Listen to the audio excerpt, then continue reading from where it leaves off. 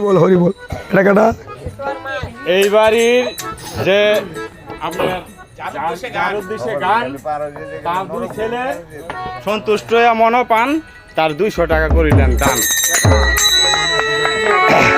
সুজনে তার দুবে তুমি কই দাও হ্যাঁ হ্যাঁ আমি আমার গান শুনিয়া এই রঞ্জন মল্লিকের শুনিয়া গান মুসুরি নিবাসী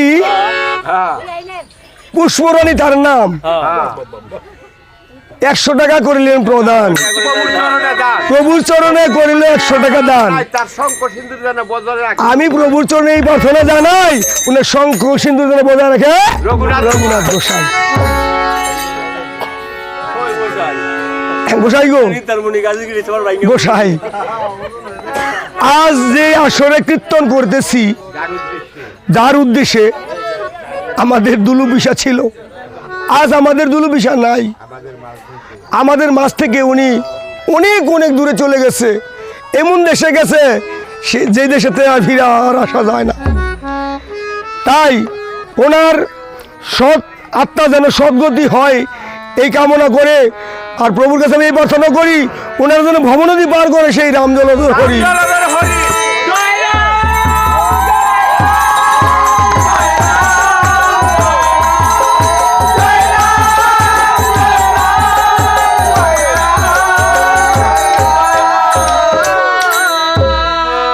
এই বাড়ির যে নাকি গত হয়েছে তার ওয়াইফ আর তার ছেলের বউ 200 টাকা করিলেন দান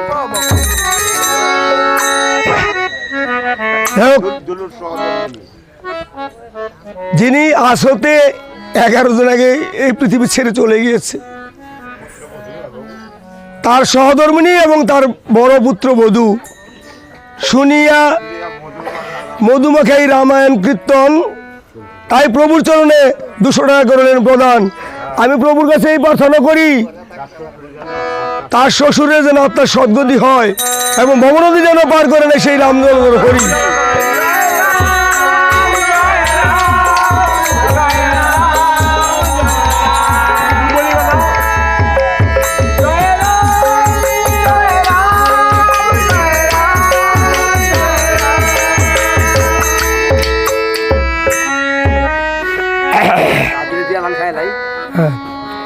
ওই চা হয়েছে গো গোসাই আচ্ছা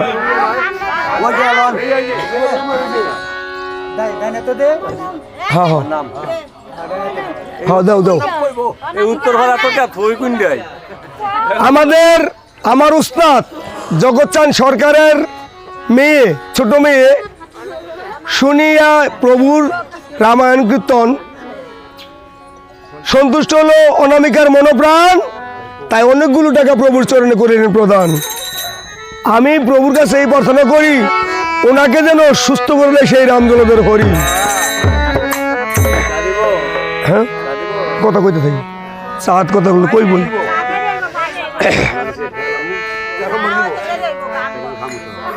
কি বলেছ কাষ্ঠের তরি রামচরণ বসে স্বর্ণ হয়েছিল আরে না রানী কাষ্ঠের তরি রামের চরণ বসে স্বর্ণ হয় নাই কাষ্ঠের তরি স্বর্ণ হয়েছিল মাধবের একনিষ্ঠ ভক্তির বলে ভক্তি যার প্রভু তার সর্বশাস্ত্রে কয় ভক্তি না থাকলে তারে দেখলে কি লাভ হয়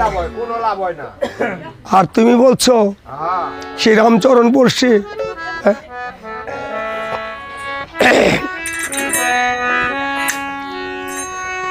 রানী তুমি আমাকে রামতত্ত্ব শিখাতে এসেছো আমি তোমার চেয়ে অনেক বেশি রামতত্ত্ব জানি আমি কি সীতাকে চুরি করে এনেছি না রানী আমি সীতাকে চুরি করে আনি নেই আমি ভগবানের কান্ডারি এনেছি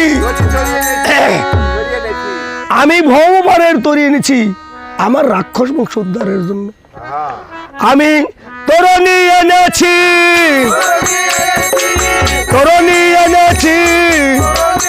ওরে রাক্ষস বংশ উদ্ধারিত তরণী এনেছি আমি তরণী এনেছি, ওরে রাক্ষস বংশ উদ্ধারিতে তরণী এনেছি। রানী আরো কি করেছি জানো? আমি পাহারা রেখেছি, পাহারা রেখেছি, ওরে চেরিগুলো দিয়ে আমি পাহারা রেখেছি। জয় রাম জয় রাম জয় রাম জয় রাম।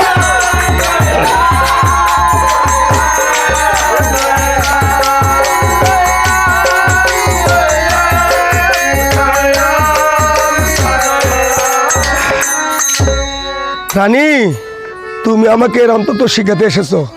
আইসা নরনাথ, ঠিক আছে, তোমার কথাই ঠিক আছে, কিন্তু রাম তো ব্রহ্মচর্য পালন করে, রাম তো ব্রহ্মচর্য পালন করে, তাহলে তো তুমি তাকে বড় বলবা। হ্যাঁ রানী, রামচন্দ্র বলে ব্রহ্মচর্য পালন করে। আরে দেখো, বনে এসেছে, তারপরে সঙ্গে করে নারীকে নিয়ে এসেছে, নারী নিয়ে এসেছে, আবার উনি বলে ব্রহ্মচর্য পালন করে। রানী, নারী নিয়ে ব্রহ্মচর্য পালন করা বড় কঠিন। যাবি দক্ষিণে, বলবি পশ্চিমে, থাকবি পূর্ব মুখে, গোপন ভাব গোপনে রাখিবি, সাধিবি মনের কাজ, সাপের মাথায় বেঙ্গা চাবি, তবে তোর শিকরাস। রানী, যেজন চতুর সোমের পর্বত, সোমের পর্বত সুতায় বাঁধিতে পারে, মা করে জালে হাতিনি বাঁধিলে সেই রস মিলবে তাহলে। রানী, তুমি আমাকে অন্তত শিখেছ। হ্যাঁ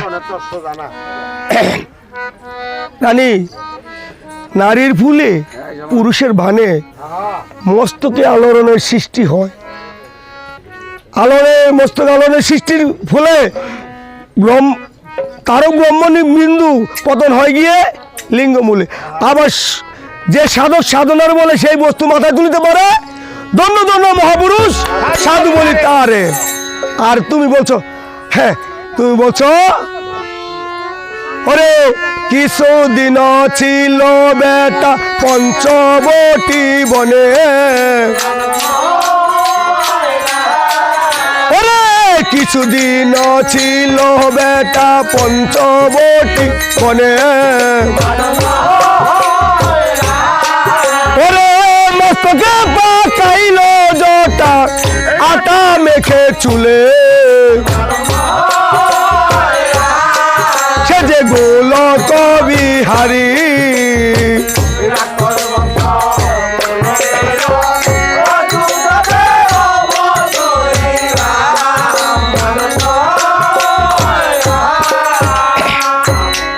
এত কিছু বলার পর রানী রাবণকে প্রবোধ দিতে না পেরে রানী করেছে অন্তপুরে গমন। আরে দিদা, রাবণে কি করেছে? সারথী সুখ সারণ, সারথী রে আমার রণজয় রথখানা সাজাও এখন। ওরে সাজন বজন বল সাজিতে লাগিল হে,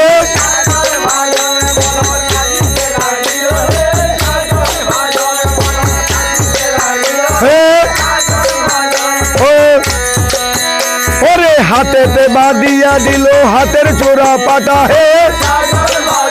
ওরে বুকেতে আটিয়া দিল বুকের চোরা পাটা হে, ওরে পায়েতে আটিয়া দিল পায়ের চোরা পাটা হে,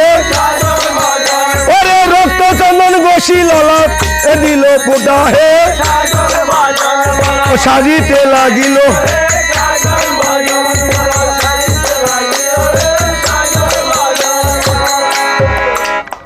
এদিকে ধরলেন সারথী সুখ সারণ রথখানা সাজাইতে লাগিল। ও সাজে রাবণের হাজার রত হে, দেখতে যেমন বিদ্যুতের ঝলকে, ও সাজে রাবণের হাজার।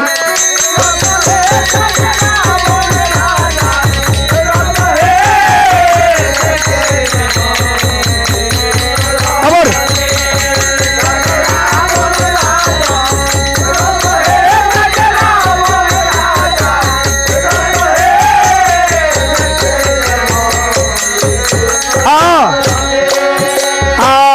সাজো সাজো সাজো বলে পড়ে গেল সারা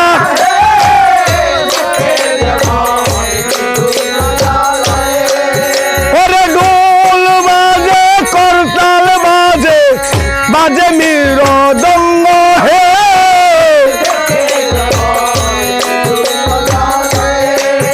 আর সাজো সাজো সাজো বলে পড়ে গেল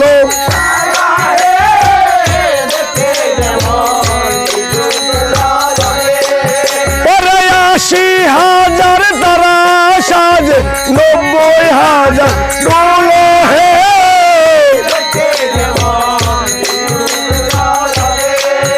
আর অস্ত্রগড়ে যে সারথি কিবা দেখতে পেল হে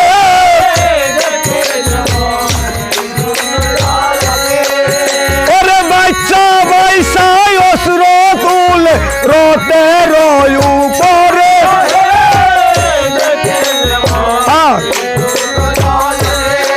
ও সাজে রাবণ রাজার রত হে সাজে রাবণ রাজার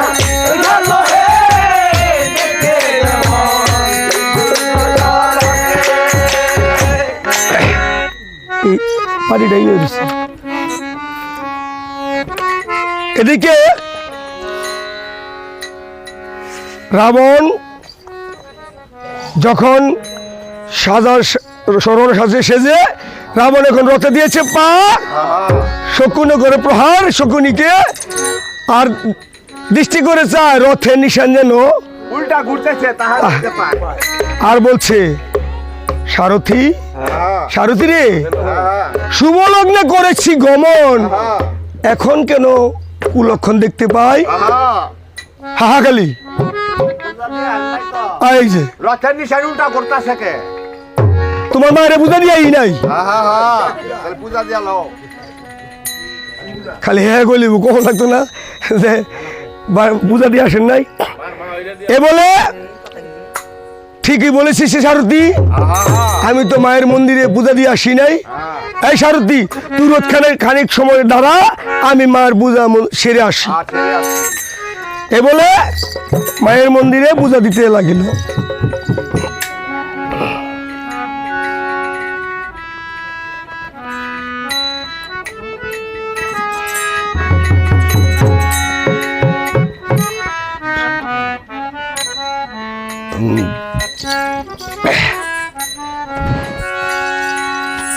এ বলে সারথিকে বলেছে চলো সারথি আমরা যুদ্ধে আহরণ করি আর এদিকে সারথি একে আজ্ঞা পাইল বিদ্যুতের বেগে রথখানা ছাড়িতে লাগিল চালাইতে লাগিল রণক্ষেত্রে এসে দৃষ্টি করে চায় যখন দিয়েছে ঘন্টার টান আর এদিকে রামচন্দ্র কর্ণে প্রবেশ করেছে যখন প্রবেশ করেছে তখন বলছে মিত্র মিত্র হে বিভীষণ আজ যুদ্ধে এসেছে কোনজন লঙ্কার রাজা দশানন আর এদিকে বিভীষণ বলছে ওরে কহিতেছে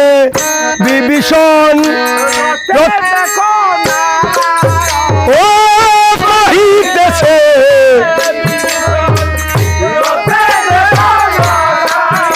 আর ছত্র দঙ্গন দরে দেবগণ অমরি হাই রে ছত্র দঙ্গন অমরি হাই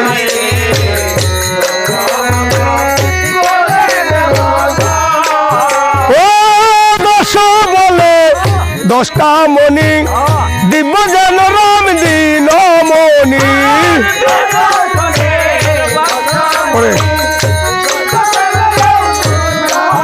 আর দেব মায়া না জানে রাবণ অমরি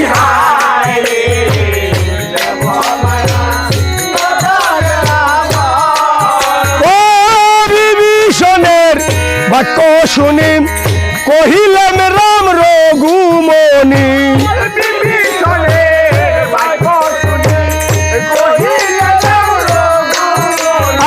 আর পরের নারী কেন করে চুরি ও মরি হায় রে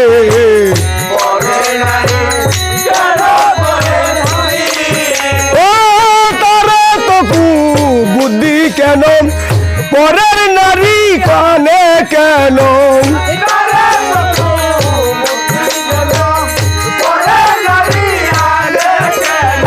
আর পরের নারী কেন করে চুরি ও মরি হায়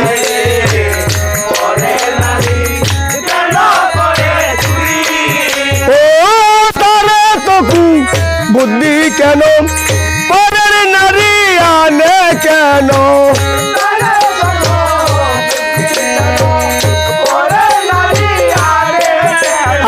আর পরের নারী কেন কি বলেছে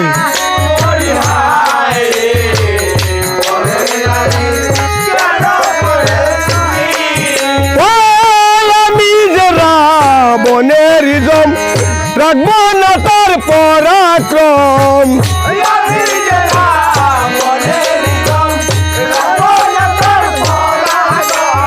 আর মম হস্তে হইবে নিদন ও মরি হায়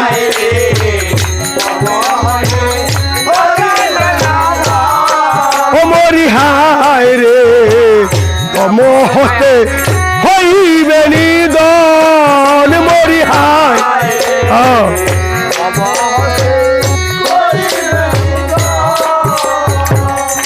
এদিকে বিভীষণ বলতেছে প্রভু গো গতকালকে রাবণের জ্যেষ্ঠ পুত্র ইন্দ্রজিৎকে নিধন করেছে ভাই ঠাকুর লক্ষণ আমার মনে হয় আজ রাবণ যুদ্ধে এসেছে সেই প্রতিশোধ নেওয়ার জন্য আর এদিকে রামচন্দ্র বলেছে মিত্র হে বিভীষণ মিত্র হে বিভীষণ আমি তোমার কাছে আমার ভাইকে অর্পণ করে গেলাম ভাই আমি যতক্ষণ পর্যন্ত যুদ্ধ থেকে না আসি এতক্ষণ পর্যন্ত তুমি আমার ভাই লক্ষণের প্রাণ দেখে রেখো ভাই আর এদিকে এই কথা বলে যখন রণক্ষেত্রে রামচন্দ্র উপস্থিত হয়েছে আর এদিকে রাবণ দৃষ্টি করে চায় সেই দুর্বাদল রামরূপ যেন দেখিবারে পায় আর বলছে প্রভু গো প্রভু এখনো কি আমার কর্মবাস কাটেনি প্রভু প্রভু আর কত আমাকে এই মায়ার জালে আবদ্ধ করে রাখবে প্রভু আমি এখনই কি মুক্তি পাবো না প্রভু হরি হে আমি কিসের দোষী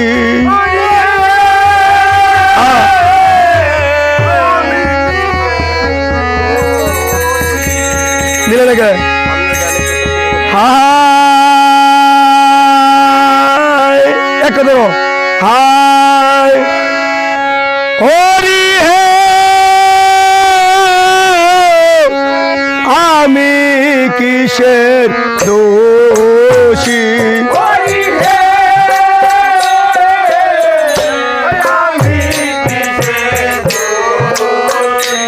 আমি তোমার দিন চিরদিন দয়াল তোমারি প্রত্যাশী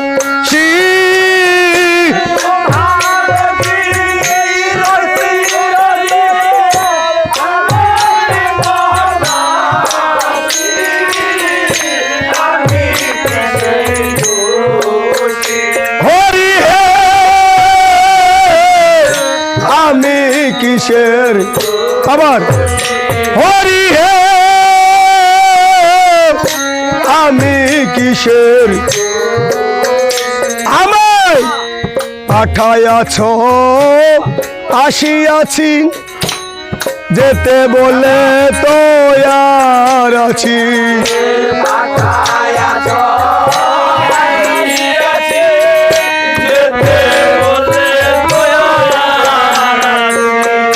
পাঠাইয়াছ আসিয়াছি যেতে বললে তো আর আছি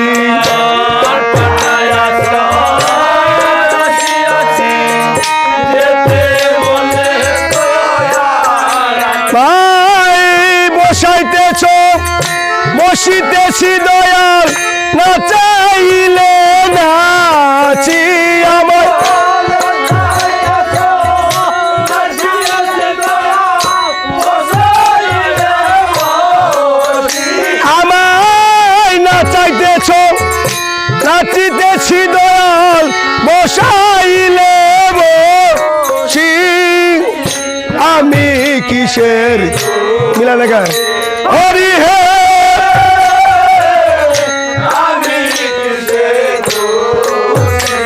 আর যদি তোমার সুবিচারে দোষী বাব দুরাচারে আহা বেলকম দাও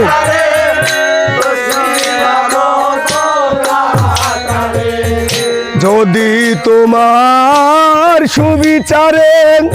দোষী বাব দুরাচারে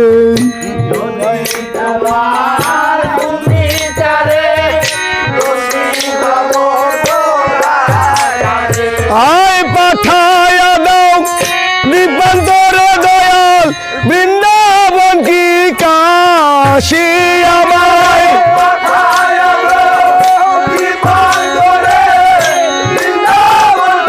কাশী আমি হরি হে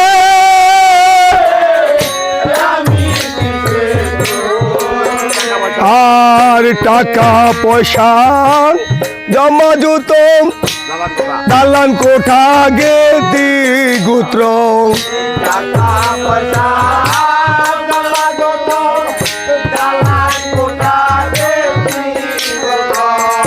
টাকা পয়সা জমা জুত দালান কোঠা গেতি গোত্র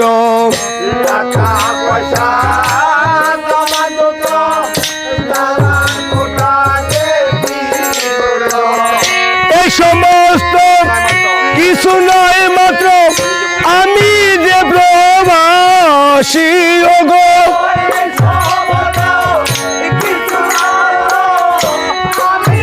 প্রবাসী আমি কিসের হরি হে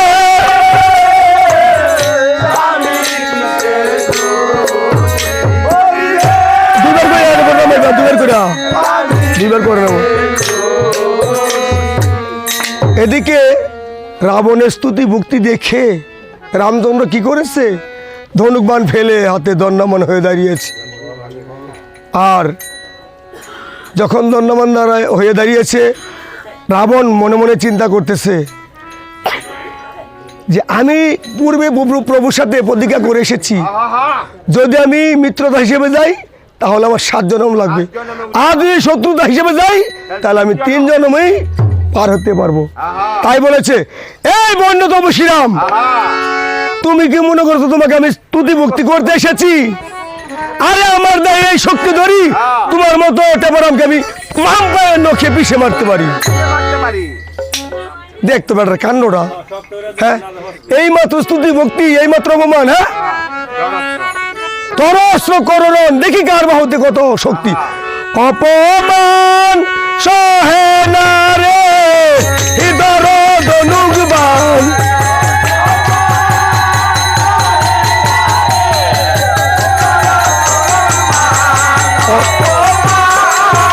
আর বায়ু অস্ত্র ক্ষেপণ করলো রাজা দশানন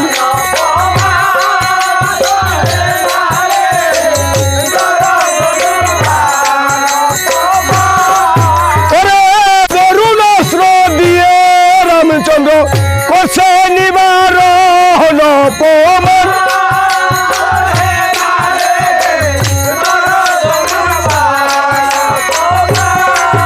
আর পূর্ণমাসী বান ধুরে দো মুখে দিল তাহান অপমান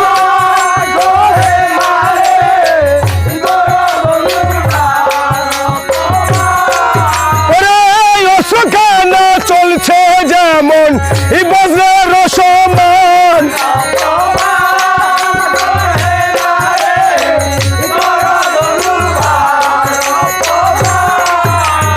আর এই অসুর বিথায় গেল সিদ্ধি বড় অপমান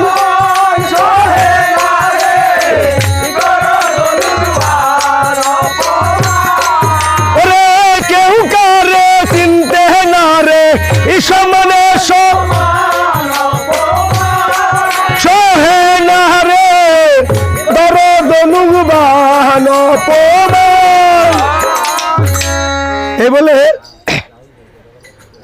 যুদ্ধে ড্র হয়েছে, কেউ কারে হারাতে পারছে না,